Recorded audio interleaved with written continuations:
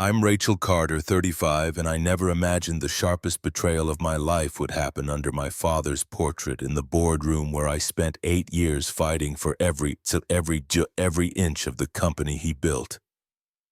My brother's voice was calm when he voted me out, and the rest of the board fell in line like it was just another item on the agenda. In less than a minute, my title, my office, my place in the company were gone. But they forgot one thing.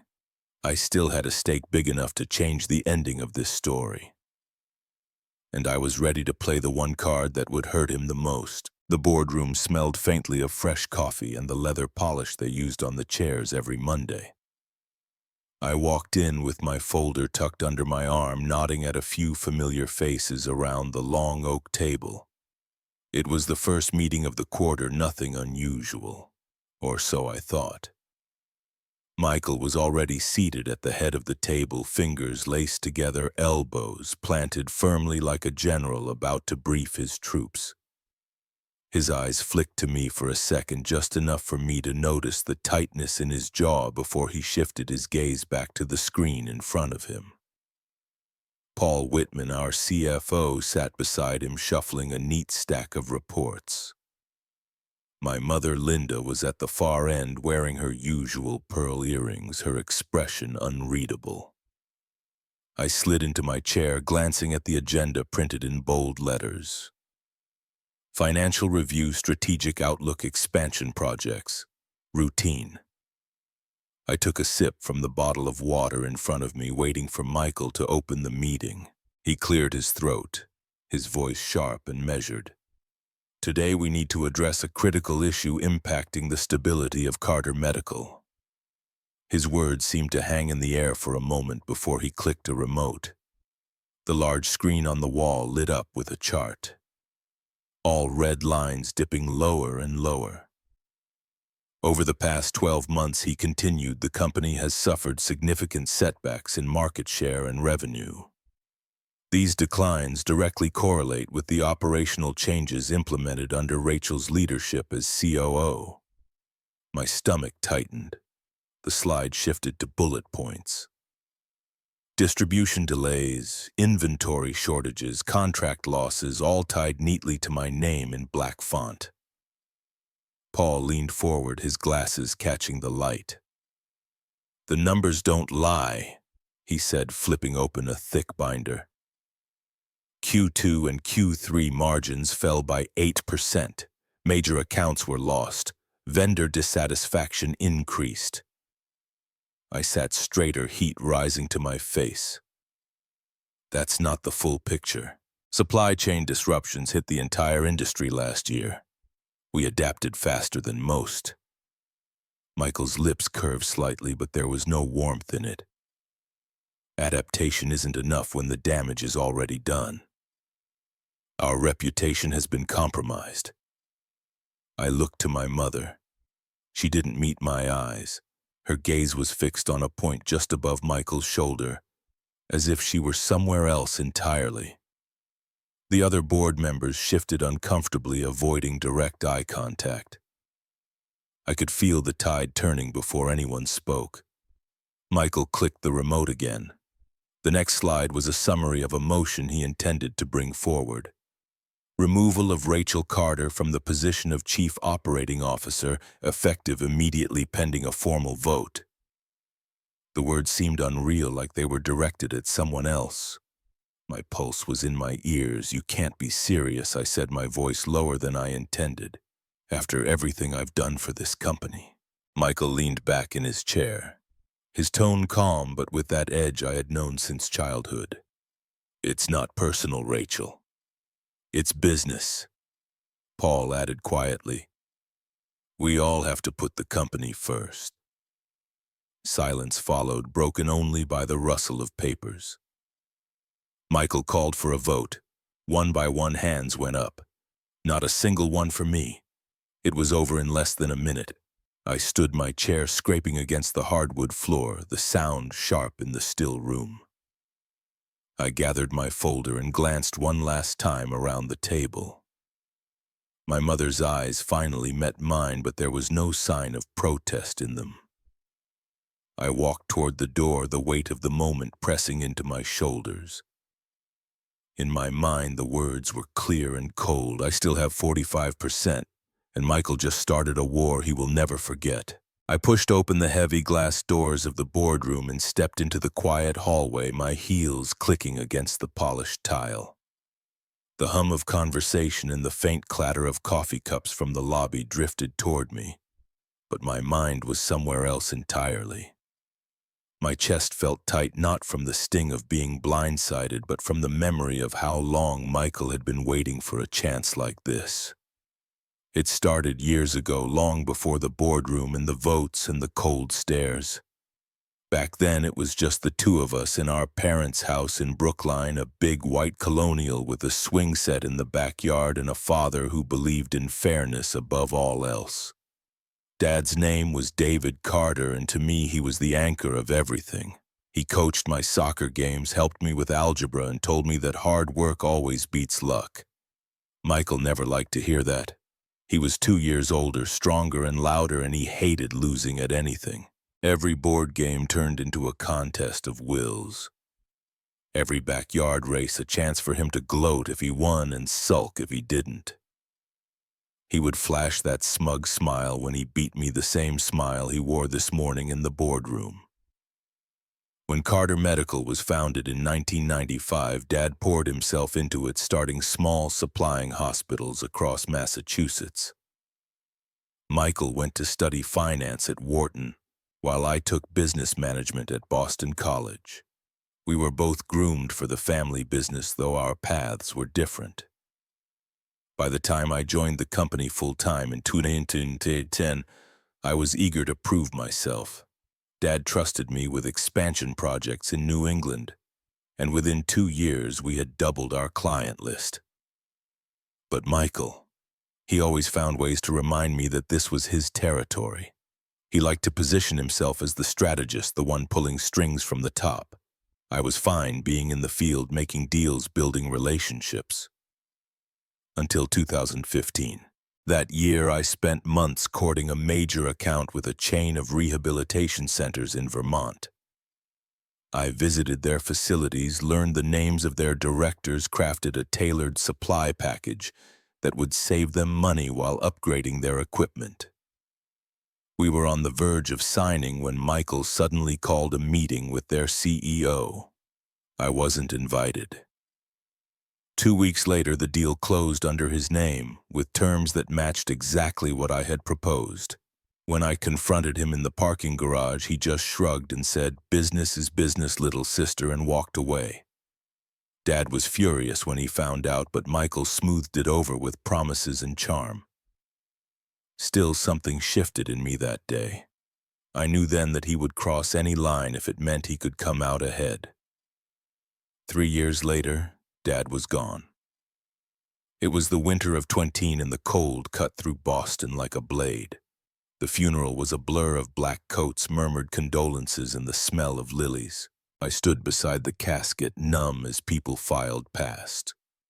Michael was there, shaking hands, thanking people as if he were the host of some formal event. It was after the service, when most had left, that he came up beside me. The church was quiet, just the sound of our mother speaking softly with the pastor in the background. Michael leaned in, his voice low enough that only I could hear. "From now on, everything goes my way." I turned to face him, searching for some sign that grief was making him speak nonsense. But his eyes were steady cold, like he had been waiting years to say it. I remember gripping the edge of the pew to keep from saying something I couldn't take back. The reading of the will a week later confirmed what I already knew. 45% to me, 55% split between Michael and Mom. It was enough to give him the majority, but my stake was far from small. Dad had said it that way on purpose.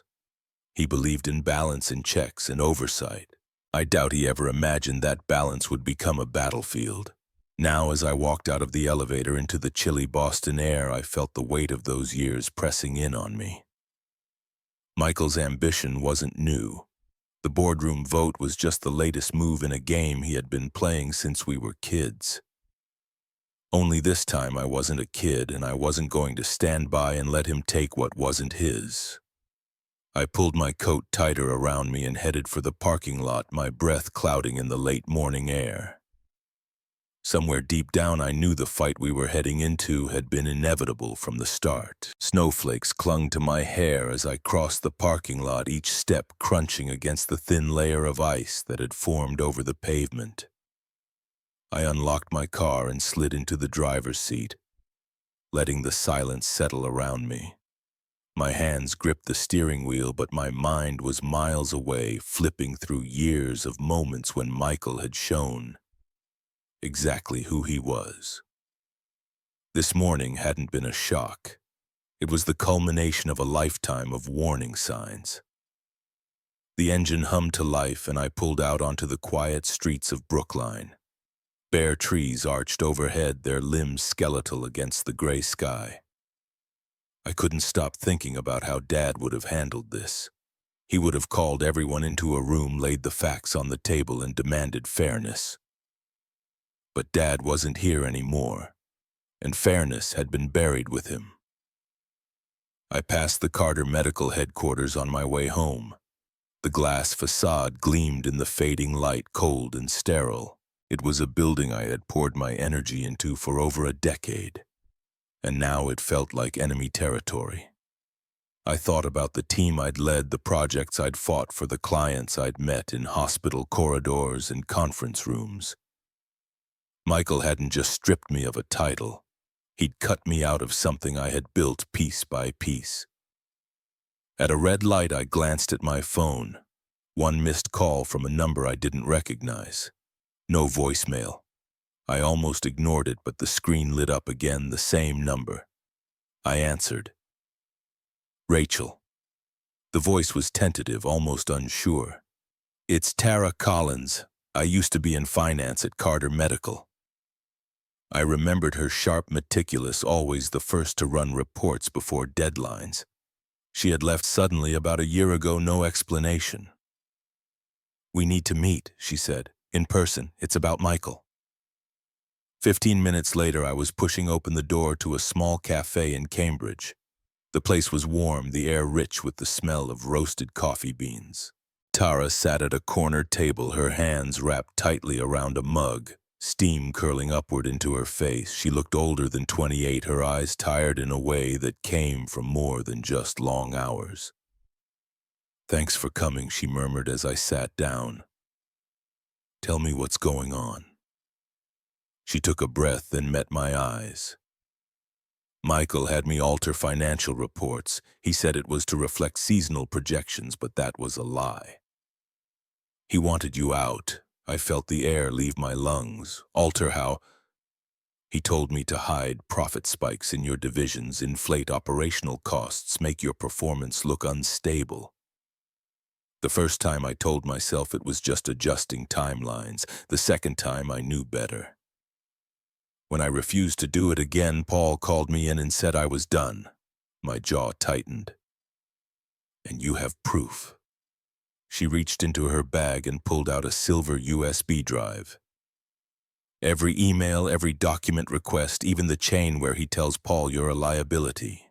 I took it, feeling the cool metal press into my palm. If this was real, it could rip through Michael's position like a blade. There's something else, she added. Michael's in trouble. He took out a massive loan from East Bay Commercial Bank 2 years ago. The repayment deadline's closing in, and he doesn't have the cash flow to cover it. The pieces shifted in my mind. That kind of pressure would make him desperate, reckless. Selling the company fast, even at a loss, might be his only way out. Why are you risking telling me this? I asked. Her eyes dropped to her coffee. Because I can't stand by while he destroys people. Not again. For a moment, neither of us spoke. The noise of the cafe faded into the background. I thought about the way Michael had looked at me in the boardroom, controlled, confident, already moving on to his next play. He had no idea that one of his own former employees had just handed me a loaded weapon. When we stood to leave, Tara hesitated. Be careful. He doesn't just play dirty Rachel. He plays to win. Outside, the snow was falling harder now, coating the sidewalks in white. I walked to my car with the USB drive secure in my coat pocket, each step feeling heavier than the last. This wasn't just about me anymore. Michael's actions had hurt people who had once been loyal to him. He had gambled with the company's integrity, with my reputation, and now maybe with the financial stability of every employee who depended on us. As I slid into my car, I realized the war between us had just shifted. Until now, Michael had been the one setting the pace, but with what Tara had given me, I finally had the chance to move first. The question was how far I was willing to go. I called Amanda Lewis the moment I got home. She was my attorney for anything related to corporate matters, sharp as a blade and with a reputation for spotting what others missed. Within an hour, she was sitting across from me at my kitchen table, her laptop open, the silver USB drive from Tara plugged in. Her eyes scanned line after line of emails, her fingers tapping lightly on the keys as she sorted through attachments. She didn't speak for a long time, and I knew that meant she was focused. I busied myself making coffee, the steady drip filling the silence. When she finally looked up, her face was unreadable. Rachel, this is bad. And not just for you. I set the mugs down and sat. How bad? She turned the screen toward me. This thread between Michael and Paul starts with discussions about altering your division's performance reports. That's already enough to raise legal concerns, but here, this is where it turns into something else entirely. I leaned in. The subject line read LOI. Amanda clicked it open. Inside was a letter of intent between Carter Medical and a Chicago-based conglomerate called Norwell Health Systems. The purchase price was listed in bold, 30% below current market value for companies of our size. That's theft, I said, my voice low. Amanda nodded. And it gets worse. There's a clause here, she highlighted a section in yellow, that forces you to sell your 45% stake at a proportional discount. You wouldn't even have the right to hold your shares after the sale. They've worded it as a restructuring requirement. I felt heat rise in my chest. He's trying to push me out before I can stop him. It looks like the meeting with Norwell was scheduled 2 weeks before the board vote to remove you, Amanda continued, which means this wasn't some recent decision. He's been lining this up for months. I stared at the screen, at the signature line where Michael's name was neatly typed, waiting to be inked. He didn't just want me out, he wanted me erased. Amanda scrolled further. And here's the kicker. If the deal closes, the majority of the payout from your shares would go directly toward paying off Carter Medical's outstanding debts before you see a dime. I blinked. Debts? She tapped another email, this one from East Bay Commercial Bank. Looks like the loan Tara mentioned. It's structured against company assets. The repayment schedule is aggressive, and if Michael can't cover it, the bank could seize assets outright. This deal with Norwell would clear his ledger and leave you with scraps. The room seemed smaller, the air heavier. I gripped the edge of the table to ground myself. I should have seen this coming. Amanda's voice cut through the tension. You have leverage, Rachel. Your 45% is enough to block this deal if you refuse to sell. But if you wait too long, he might find a way to sidestep you. I pushed back my chair, the legs scraping against the tile. No, I'm not just going to block him. Amanda raised an eyebrow. Then what? I stood pacing to the window. The street outside was dark now, the snow catching in the glow of the lamppost. He's counting on me to fold to protect the company at my own expense. But I won't give him that satisfaction. I turned back to her, the words already forming like steel in my mouth. I won't sell to him. I'll sell to the one person he hates most. Amanda's brow furrowed for a moment, then her eyes widened. Harrington. I nodded once. Jonathan Harrington had been Michael's rival since college, a man whose hospital supply empire had edged Carter Medical out of more than one lucrative contract. The two of them could barely be in the same room without the air turning sharp. Amanda leaned back in her chair. That would be nuclear. Exactly. If Michael wants a war, I'll make sure he gets one on a scale he never imagined. Amanda closed the laptop gently. Then we need to move fast.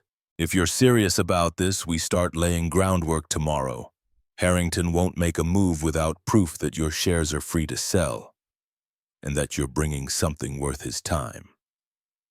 I glanced at the USB drive still plugged into her computer. We have proof, and I have 45% of a company that can hurt Michael more in Harrington's hands than in mine. She gave me a long look, then smiled faintly. All right, let's make him regret underestimating you. The snow outside kept falling silent and steady, as if the city didn't know a storm was about to break inside its walls. I barely slept that night, my mind running through every possible move and countermove. By morning, one name kept circling in my head like a hawk over prey. Ethan Harrington. He had been in this industry longer than Michael and me combined, the kind of man who built Harrington Health Group from a small regional distributor into a national powerhouse. And in 2020, Michael had humiliated him by swooping in at the last minute to undercut his bid for a multi-million-dollar hospital network contract in Philadelphia. The bad blood between them was more than business. It was personal. I dug through my phone until I found a number I hadn't dialed in years. Sophie Grant. She had been my roommate during a summer internship in New York back when we were both 22 and living on cheap takeout. Now she was head of public relations for Harrington Health Group. If anyone could get me into the same room with Ethan, it was her. Sophie answered on the second ring, her voice bright with surprise. Rachel Carter, I thought you'd fallen off the grid. I laughed, though it came out thin. Not quite. I need a favor, Soph. A big one. There was a pause before she replied. I'm listening. I told her I needed to meet Ethan. Soon. I didn't go into details, just enough for her to understand it was urgent and that it involved Michael. The line went quiet for a few seconds, then Sophie sighed. If it's about Michael, I'm guessing Ethan will at least want to hear it. I can set something up for tomorrow in Manhattan. By the next afternoon, I was stepping out of a cab on Park Avenue, my breath clouding in the crisp winter air. The Harrington Health Group headquarters towered above me, sleek and glassy against the skyline. Inside, Sophie was waiting in the lobby, her blonde hair pulled back, wearing a tailored navy suit that made her look every bit the corporate power player she had become. She hugged me quickly, then leaned back to study my face. You look like someone who's been through a war. I smiled faintly. Maybe I have. We took the elevator to the 32nd floor, where a receptionist led us into a corner office with sweeping views of the East River. Ethan Harrington was standing by the window, a tall man with silver hair and a presence that filled the room. He didn't shake my hand right away, just gave me a long, measuring look. So you're Michael's sister, he said finally. I can't decide if this is a courtesy call or some elaborate trap. I sat down across from him, meeting his gaze without flinching. If it were a trap, I wouldn't have brought what I have. He arched an eyebrow but said nothing, so I reached into my bag and pulled out a folder. Inside was a printed copy of the LOI between Carter Medical and Norwell Health Systems, with the key sections highlighted, along with a few of the emails from Michael to Paul that Tara had given me. I slid it across the desk. Ethan didn't touch the papers right away. Instead, he looked at me like he was still waiting for the catch. Start talking. I told him everything. The boardroom ambush, the false reports, the discounted sale price buried in the LOI, the clause designed to force me out with a fraction of what my shares were worth, and finally the debt to East Bay Commercial Bank that Michael was trying to wipe clean with the sale. Ethan picked up the LOI, then his eyes scanning the numbers. 30% below market value. Bold even for him. It's not bold. It's desperate, I said, and I'm not going to let him get away with it. He studied me for a long moment, then set the papers down. You realize if I buy your shares, I'm not doing it to protect you. I'm doing it to hurt him. I nodded. That's exactly what I'm counting on. The corner of his mouth twitched almost a smile. You have guts, but guts aren't enough in this business. I leaned forward, my voice steady.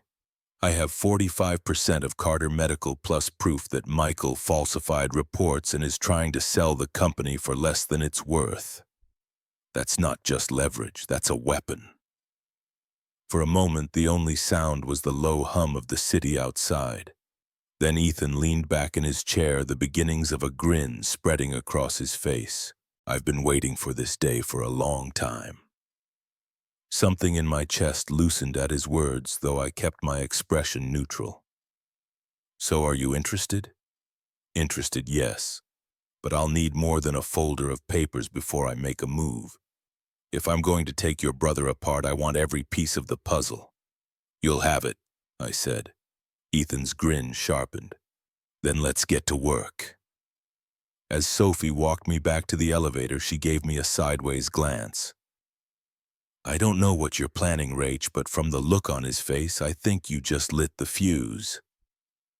The elevator doors slid shut, and for the first time since the boardroom vote, I felt like I wasn't playing defense anymore.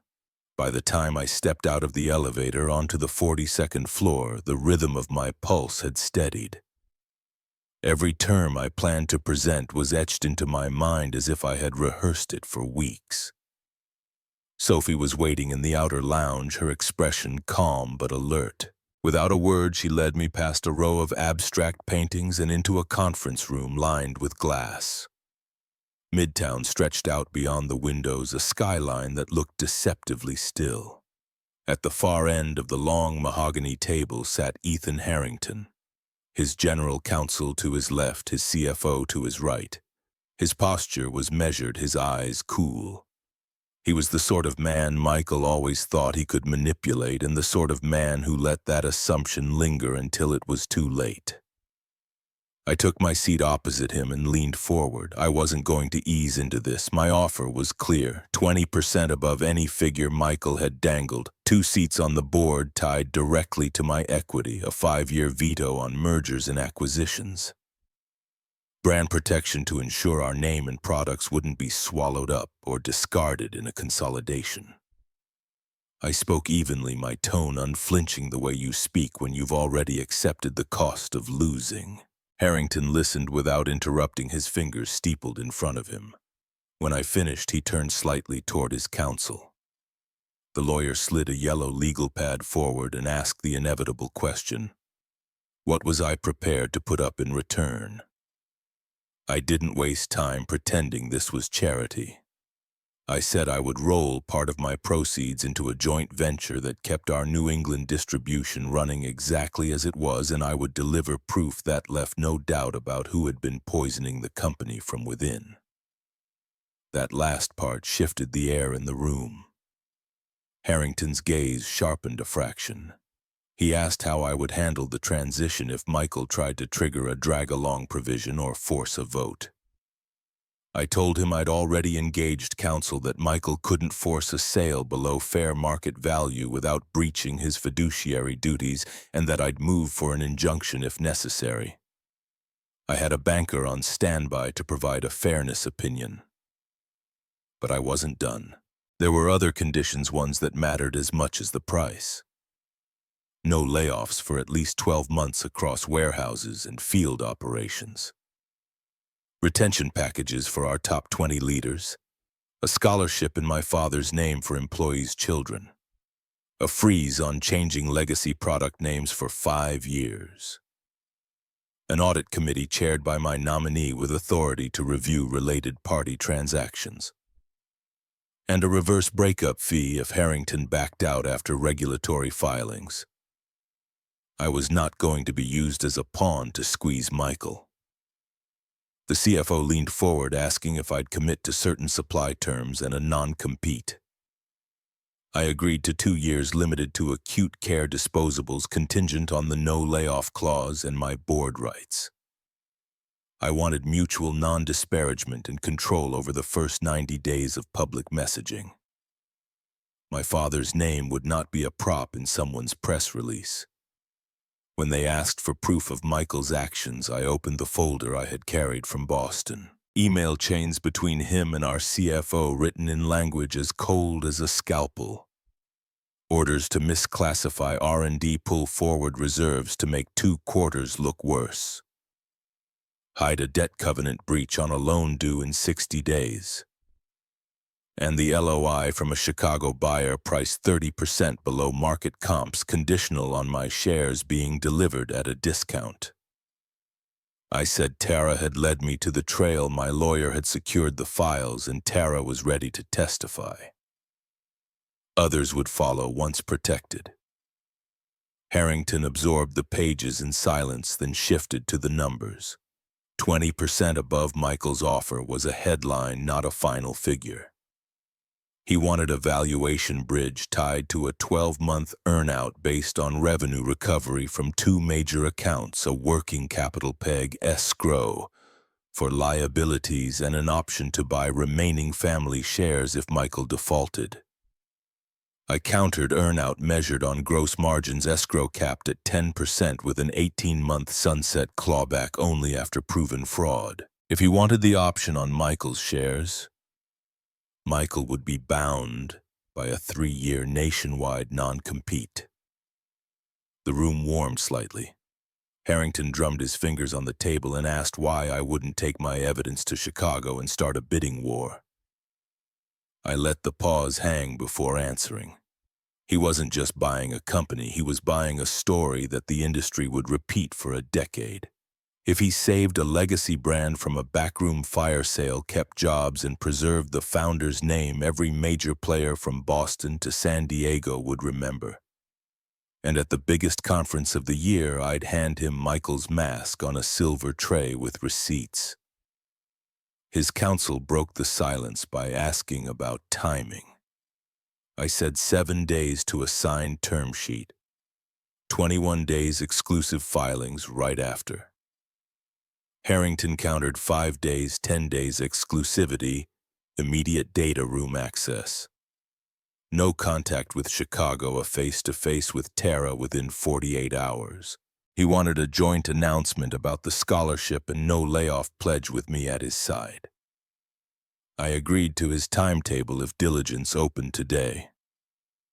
I added one final request. The first board meeting after closing would begin with a moment to honor my father and the people who built the company order by order.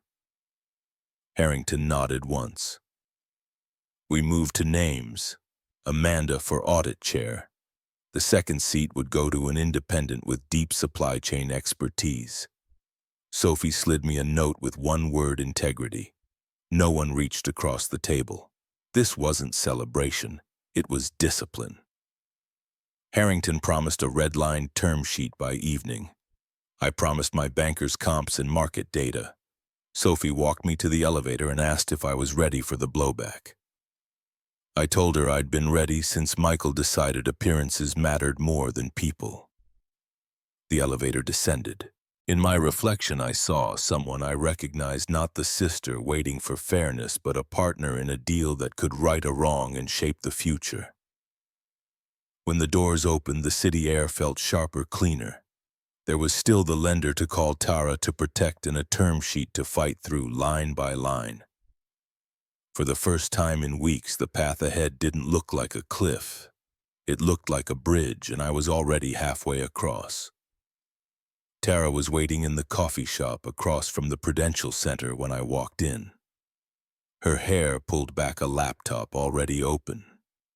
She pushed a cappuccino toward me and slid a thumb drive across the table without a word. I plugged it into my own machine and watched folder after folder populate the screen. Invoices from a shell supplier in Delaware. Purchase orders routed through a second distributor in New Jersey. Every one of them priced at 15 to 20% above market for the same surgical gloves and tubing we had been buying for years. I scrolled faster. The contract language was boilerplate, but the signatures were wrong. The supplier's address belonged to a 2-room office suite above a strip mall. The bank account numbers matched a holding company I had never heard of. I asked Tara where this came from. She said she had a friend still in accounting who had been tasked with reconciling these files for the Chicago buyer's due diligence. The friend had been told to bury the overages under a vague supply chain disruption category. Amanda joined us 10 minutes later, her briefcase snapping open as she took a seat. She pulled out a legal pad and began asking Tara questions like she was already in deposition. How long the contracts had been in place, who signed them, which bank the payments went to. Tara answered steadily, hands clasped tight in her lap. I could see her knuckles whitening, but her voice didn't shake. Amanda nodded and said we would need certified copies from the state filings in Delaware and New Jersey. She would subpoena the banks if we had to. If the holding company was tied to Michael or Paul, the case for self-dealing was ironclad. By late afternoon, we were in Amanda's office, surrounded by stacks of printed contracts, bank wire receipts, and internal emails. She moved like a surgeon, tagging exhibits with neon tabs, dictating notes to her paralegal, and flagging the most damning pages for forensic review. One of the emails from Michael to Paul outlined the exact markup they could push through without triggering a purchasing review. Another discussed using the inflated cost basis to justify accepting the Chicago offer. My stomach turned, but I kept working, scanning pages into a secure folder for Harrington's team. We ordered Chinese takeout and ate at the conference table while Amanda explained how this evidence could not only block Michael's sale but also expose him to civil liability. She said the key was proving intent, and the paper trail we had was more than enough to suggest it. Tara asked if she was safe. Amanda said as long as we controlled the chain of custody and kept her identity under wraps until the injunction hearing, Michael wouldn't have a chance to retaliate. It was nearly midnight when Amanda's phone buzzed. She read the message, her jaw tightening. Michael had just filed a motion in Suffolk County Superior Court seeking an emergency order to block the transfer of my shares. He claimed I was acting in bad faith, conspiring to harm the company by negotiating with a competitor. The hearing was set for 48 hours from now. Amanda exhaled slowly and said this was exactly the move she had expected. We would counter with our own motion attaching the supplier contracts and bank records as exhibits.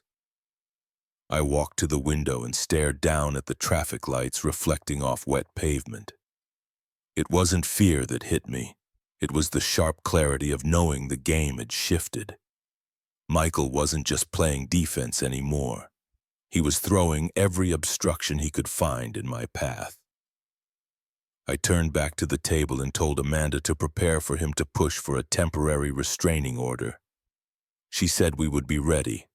We would argue that my negotiations were within my rights as a minority shareholder, and that his own misconduct was the reason the company's value had been jeopardized.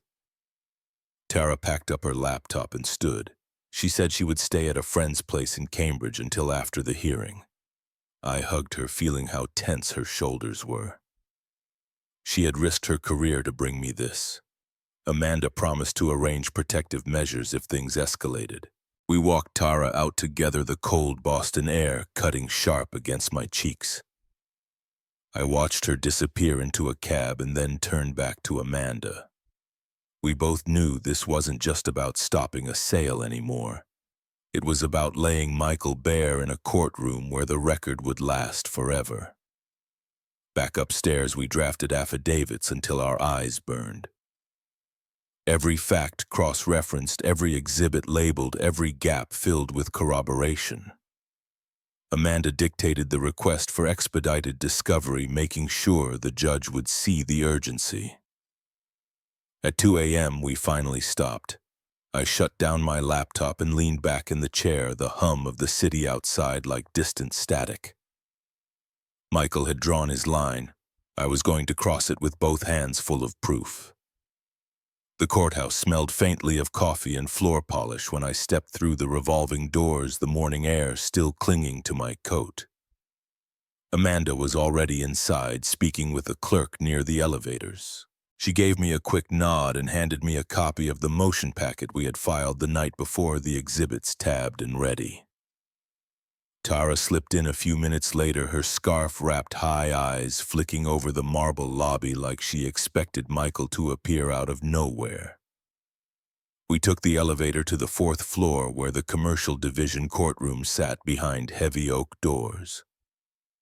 The hallway buzzed with lawyers in dark suits shuffling files, checking phones. When the bailiff called the case, we walked in and took our seats at the plaintiff's table, though in this hearing Michael was technically the moving party. He sat across from us, his tie knotted tight, Paul Whitman beside him with a stack of binders. Michael's eyes found mine flat and cold, and he smiled the kind of smile you give a rival you expect to crush. Judge Harris entered, a tall man with silver hair and a reputation for moving quickly through theatrics. We rose, then sat as he invited Michael's counsel to present.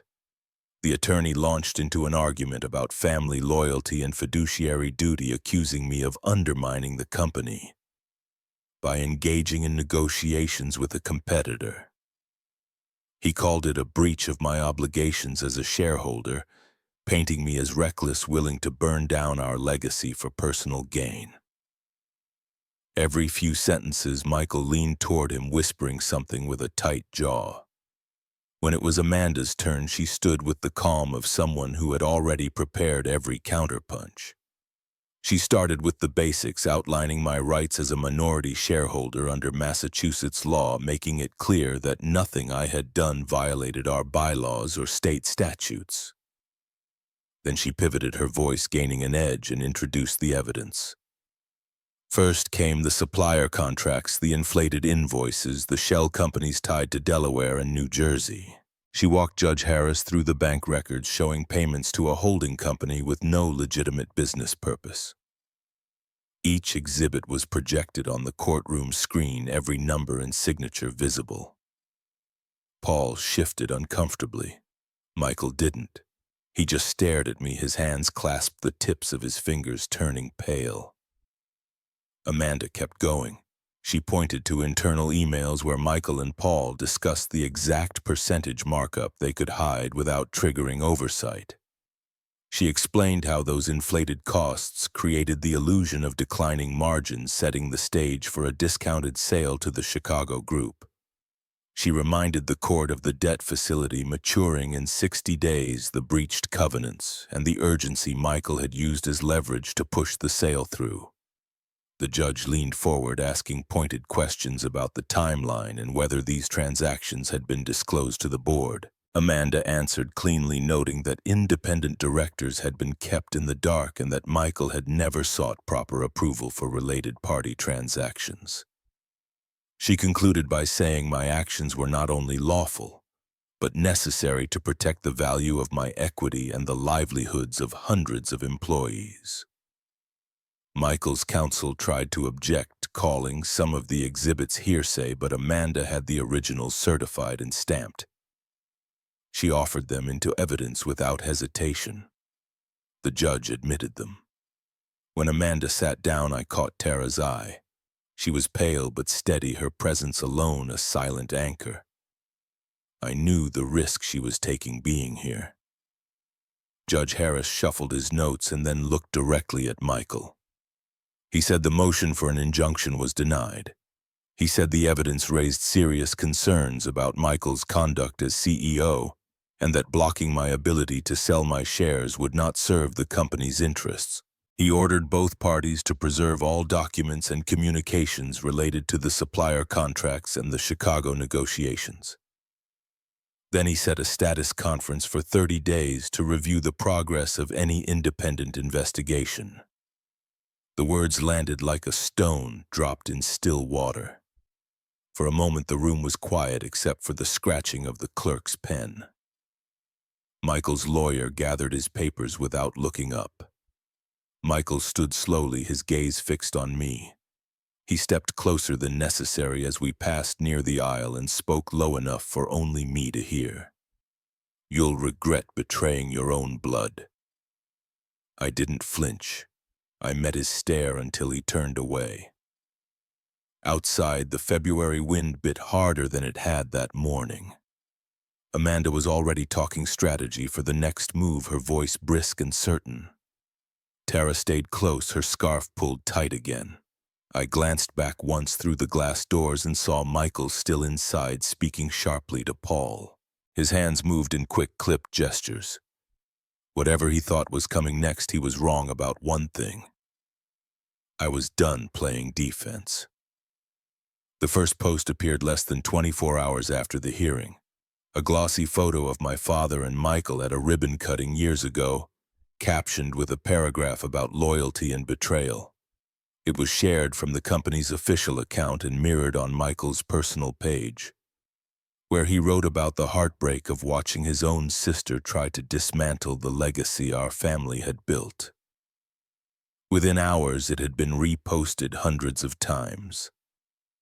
Comments stacked up, some calling me greedy, others saying they couldn't believe I would sell to a competitor. By the end of the day, hashtags with my name were trending in the New England business feed. Anonymous accounts claimed I had been siphoning money for years. A fake document showing a wire transfer to an offshore bank circulated on Twitter, racking up retweets before anyone could debunk it. Michael had tapped into a network of loyalists inside and outside the company. People who had no idea what he had really been doing, but who were happy to play their part in his story. Sophie called me that night from her office in Manhattan. Her tone was clipped but controlled. She told me this was exactly what she had expected and that the only mistake Michael had made was underestimating how fast we could hit back. Harrington was already on board. The plan was to feed a different story to the people who actually mattered in our industry. The kind of professionals who read past headlines and cared about facts when the facts threatened their bottom line. The next morning, Sophie's team began quietly seeding background to a handful of trusted journalists in the healthcare business press. No press releases, no obvious fingerprints, just documents and context about inflated supplier contracts, undisclosed related party transactions, and the suspiciously low valuation Michael had agreed to in his Chicago deal. Every reporter got enough to start pulling their own threads. By midweek, the first ripples appeared. A small blog that covered hospital procurement posted a piece about unusual vendor arrangements at Carter Medical Supplies. The article didn't name me or Harrington, but it included numbers that could only have come from internal records. 2 days later, a regional business journal followed with a feature questioning whether Carter Medical's leadership was acting in the best interests of shareholders. The piece included a quote from an anonymous senior employee saying morale had collapsed since our father's death. The real blow came that Friday. Medical Business Weekly ran a cover story with the headline, "CEO Carter faces allegations of selling 40-year brand at below market price." The subhead listed possible violations of fiduciary duty and cited multiple unnamed sources within the company and the industry. The article was devastating in its detail, walking readers through the supplier contract scheme and connecting it to the proposed sale. They had even found a former board member willing to go on record calling the Chicago deal a betrayal of the founder's vision. Michael's response was immediate. He went live on Facebook, standing in front of the company's headquarters with employees lined up behind him. He called the reports slander, accused unnamed enemies of manipulating the press, and repeated that he would never allow the company to fall into the hands of someone who didn't value its history. He didn't say my name, but he didn't have to. Every viewer knew who he meant. The live stream had tens of thousands of views within hours. The comment section split into camps. One side called him a liar and pointed to the documents in the articles. The other side swore they would boycott any product sold under Harrington's umbrella. It was a war fought in public, each side feeding off the other's outrage. Harrington called me late that evening. His voice carried the kind of measured calm that only comes from years of corporate battles. He told me the story was working. Several hospital systems had already called his office to ask if the company would remain stable under new ownership. Suppliers wanted to know if contracts would be honored. The more questions they asked, the more they dug into Michael's record and the weaker his position became. Tara texted me a link to an internal chat screenshot she had been sent by a friend still in the company. It showed Michael instructing a marketing manager to control the narrative and neutralize employees who might talk to reporters. He didn't say how, but the implication was clear. Amanda said the screenshot would be useful later if we needed to show retaliation. Over the weekend, the noise only grew. National outlets began picking up the Medical Business Weekly story. Analysts on LinkedIn posted think pieces about corporate governance and family-owned companies gone wrong. Investors speculated about whether Michael could survive a no-confidence vote if the board convened one. Through it all, Sophie kept feeding the right journalists at the right time, making sure no single article told the whole story, but that together they painted a picture too sharp to ignore. By Monday morning, it was clear the tide had shifted. Emails from old contacts in the industry started to arrive in my inbox. Some offered quiet support, others asked directly if I planned to go through with the sale to Harrington. I gave no public statements, letting Michael flail in the spotlight he had created for himself. Still, I knew this was only the opening salvo. Public opinion was fickle, and Michael had money and loyalists enough to keep the fight going for weeks. But for the first time, he was reacting to my moves instead of the other way around. That was the real win. I didn't need to convince the entire world. I just needed to keep the people who mattered most asking the right questions. When Sophie called that afternoon, her voice carried a note of satisfaction. She said the next wave would be quieter but more surgical, aimed at the decision-makers who could isolate Michael inside his own company. I told her to go ahead. She paused, then said the line I'd been waiting for since this all began. Now he's on our timetable. The morning air in Boston was sharp enough to taste as I stepped out of the car in front of Carter Medical's headquarters. Cameras were already gathering near the entrance, their long lenses tracking every movement.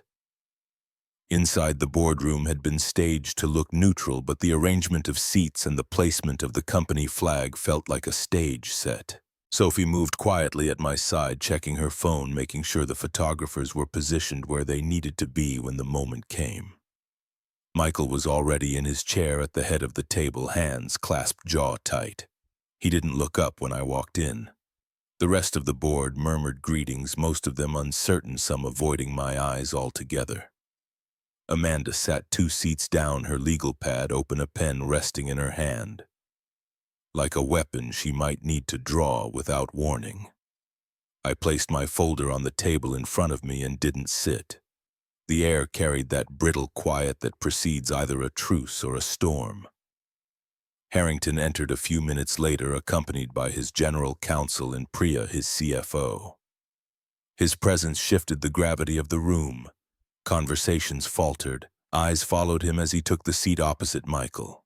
Before anyone could start the agenda, I pulled the signed contract from my folder and slid it across the polished wood until it stopped directly in front of my brother. He looked down at it, his expression unreadable at first, then sharpening as recognition set in.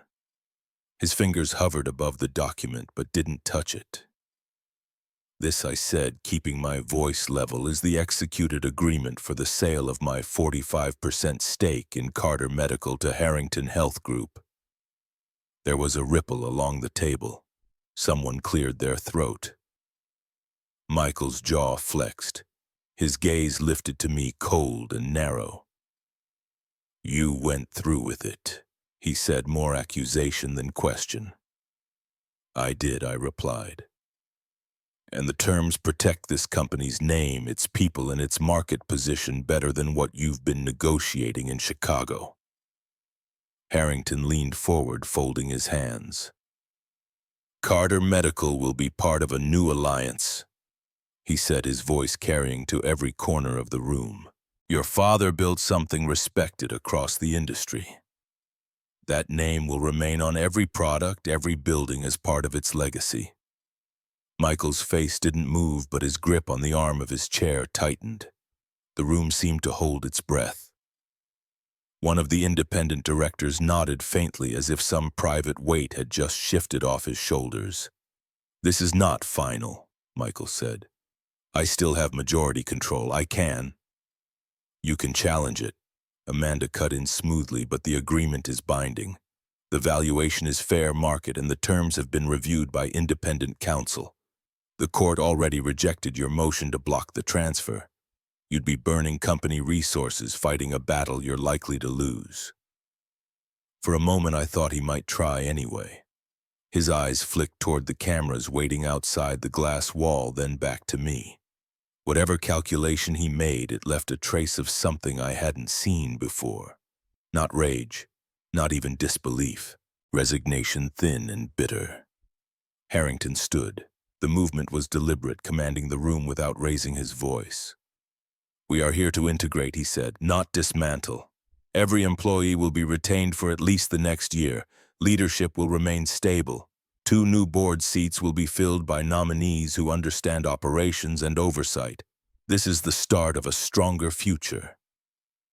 The flashbulbs popped through the glass as if on cue. Sophie gave a small nod, and the doors opened to let the press inside.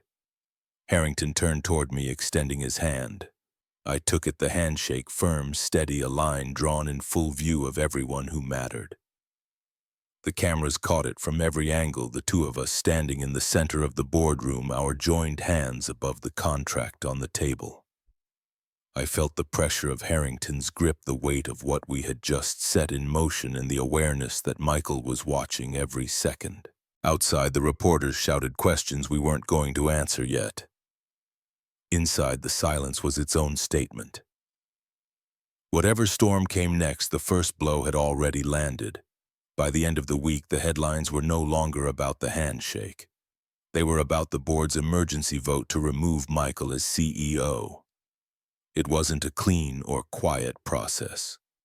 Harrington had called for the meeting at dawn. The independent directors were already aligned, and the evidence Amanda and I had assembled was stacked neatly in front of each chair. When the votes were counted, Michael sat still for a full 10 seconds, as if sheer will could change the tally. Then he stood, buttoned his jacket, and walked out without a word. The real unraveling started the next day. News broke that Paul Whitman had entered into a cooperation agreement with state investigators. The same man who had defended Michael's numbers in the boardroom was now giving sworn statements about falsified reports, inflated expenses, and the shell supplier contracts we had uncovered. Amanda's office leaked nothing, but the prosecutors had a way of making sure the public knew where the tide was turning. I heard from Tara that morning. Her voice over the phone was light for the first time in months. She had just received an official offer to return to Carter Medical under the new structure, reporting directly to the VP of Operations. She said she had almost deleted the email, afraid it was a prank, but then she saw Harrington's name on the signature line. I told her she'd earned it twice over. In the middle of it all, my new office in New York took shape. CMO of Harrington Health Group was more than a title. It meant I had oversight of Carter Medical's branding product lines and market expansion from a seat that was no longer vulnerable to family politics. The view from the 40th floor was different from Boston. The streets below moved faster. The noise was constant and the workdays bled into night without the clear endings I used to crave. I didn't mind. Every decision I made now had weight in the right direction. Michael's world shrank quickly. Without the CEO role, his authority over daily operations vanished. Suppliers he had counted on stopped returning calls. A compliance audit triggered by the new audit committee froze his discretionary accounts. The state's commercial crimes division subpoenaed his emails, and the industry press circled like sharks. Even his usual allies on the board avoided being photographed with him. Paul's testimony was a blade with no handle. It cut Michael from the inside out, naming dates, forwarding chains, and private directives that had no innocent explanation. The investigators followed the trail into personal accounts and loan agreements. And suddenly, Michael's debt problem wasn't just whispered about. It was printed in bold across the front page of the business section. The first time I saw him after his removal was at the annual National Health Systems Conference in Chicago. I had been booked to deliver a keynote on brand integrity and acquisitions. And Harrington was sitting in the front row. The room was full, cameras ready. I spotted Michael near the back half in shadow, wearing a suit that didn't fit as sharply as it used to. Our eyes didn't meet. Not because I avoided his, but because he looked down the moment mine found him. The speech went exactly as I had planned: case studies, lessons learned, and a final slide that showed the Carter name alongside Harrington Health in clean, bold type. The applause was loud, and as I stepped off the stage, I passed within 10 feet of him. His shoulders were rounded, his hands buried in his pockets. He didn't look up. That night, back in my hotel room, I stood by the window and looked out over the city. There were still contracts to finalize, markets to open, people to protect. Michael's downfall hadn't been the goal, but it was the inevitable shadow of the truth. I thought of my father, of the promise I had made to myself in the boardroom weeks ago, and of the bridge I had been crossing ever since. Somewhere beyond the glass, the city kept moving, and so did I. The auditorium at the Boston Cultural Center was filled to capacity, the kind of crowd that carried both warmth and expectation. I stood backstage, fingers brushing the edge of the note cards I had promised myself I would not actually read from. The air carried the low hum of conversation, punctuated by laughter and the occasional sound of a camera shutter. Above the stage, a banner stretched the full width, its white letters crisp against deep blue: Daniel Carter Foundation Scholarship Launch. When they called my name, the applause rolled forward like a tide. I walked to the podium, the spotlight bright enough that I could only make out the first few rows. In the front sat my mother, Harrington, Sophie, Tara, and the first group of scholarship recipients, each wearing the same mix of pride and nervousness I had felt at their age. I began by speaking about the Foundation's mission, how it would provide full tuition scholarships for the children of Carter Medical employees and for students pursuing degrees in healthcare supply chain management. I spoke about the values that had built our company, values that outlived contracts and court filings. My voice steadied as I shifted from the prepared remarks to something deeper. I told them about my father, how he used to say that reputation was the only currency that could not be stolen, only surrendered. How he measured success not just in numbers but in the trust of the people who worked beside him. I said that when the pressure came, when the choices were hardest, he would remind me to hold the line, even if that meant standing against someone you loved. I glanced toward my mother, and for a brief moment the months of strain eased. Her eyes were damp but unflinching. She knew the cost of the fight, and she knew why it had been worth it. Then I told them the line that had anchored me when everything felt like it was slipping away. Keep your honor even if it means fighting your own blood. The room was silent, and in that quiet I felt the weight of every chapter that had led here. After the applause, I introduced the first scholarship recipients by name. Each came up to the stage, shook my hand, and received a certificate. There were flashes from photographers, murmurs from the crowd, and one young woman who whispered that her father had worked in our warehouse for 20 years. She said she was going to study biomedical engineering. I told her my father would have been proud. When the formalities ended, Harrington took the podium, briefly speaking about legacy and stewardship. He said the Carter name would remain on every product, that the scholarship program would be funded in perpetuity, and that honoring the past was the surest way to secure the future. His words were measured, but I could hear the commitment beneath them. The event closed with a reception in the atrium where people gathered in small clusters under the high glass ceiling.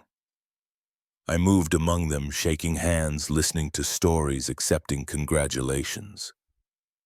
Tara told me she had been assigned to lead a new operations training program, and that she already had ideas to improve efficiency without cutting jobs. Sophie slipped me a photo a reporter had taken mid-ceremony, the banner clear above my head. My father's name in bold. Eventually, a crew set up a camera for a closing interview. The reporter asked how it felt to see the foundation launched after everything that had happened. I looked straight into the lens and let the noise of the room fade. If someone tries to take away what you have spent a lifetime building, remember this: you always have more than one way to win it back. I didn't need to add anything else. The message had already been written in every step from the boardroom to this stage. The light above the camera winked off, and the applause from across the room rose again. For the first time in a long while, I let myself believe the fight was over. The story was no longer about loss. It was about what came next.